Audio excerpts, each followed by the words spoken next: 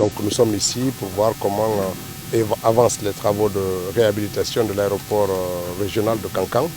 Et le constat est que les travaux se poursuivent.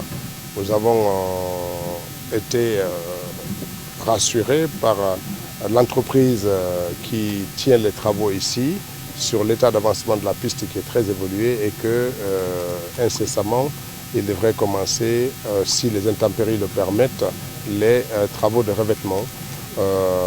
Et puis pour ce qui est des bâtiments, le niveau d'évolution est acceptable, autour de 25%, mais nous avons les garanties que cela va s'accélérer pour permettre la livraison dans les délais qui sont prévus à la fin de décembre 2024. Donc nous travaillons, nous essaierons d'être à leur côté.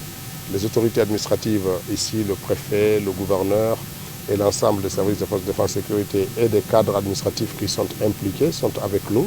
La société de contrôle qui a été commissionnée par l'ACGP aussi présente a pu confirmer le niveau d'évolution et le rythme de progression qui est en cours. Donc nous espérons que tout ça va permettre la livraison de ce chantier important, comme le chantier de la baie, de Farana et de Zérekore, qui font partie des priorités pour notre gouvernement, pour le président de la République, des chantiers qui devraient être opérationnels à la fin de l'année. Et donc cela met la pression doublement sur le ministère des Transports qui a aussi la responsabilité en même temps de trouver une compagnie pour utiliser tout ça, parce que quand on dit piste aéroportière et des infrastructures connexes, on parle aussi d'aéronefs. Il faut aller chercher une compagnie pour permettre de cela. Mais en plus de cette offre qu'on peut faire pour les populations guinéennes, ces aéroports, avec leur proximité par rapport aux pays voisins, peuvent servir de pistes de dégagement en cas de difficulté, pour l'aéroport de Bamako notamment.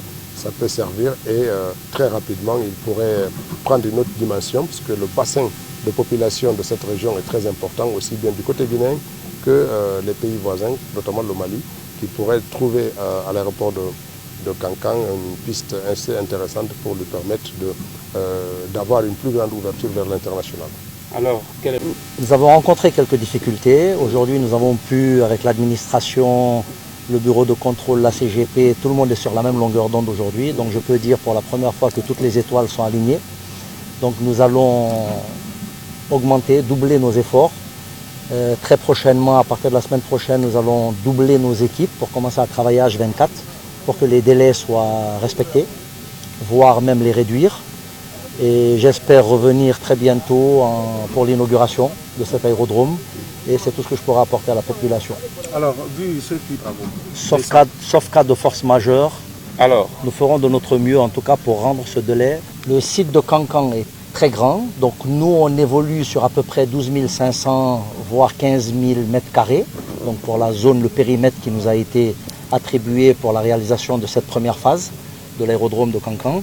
Mais je pense, mais cela ne m'engage en rien, que le périmètre de Kankan va au-delà des 150 hectares.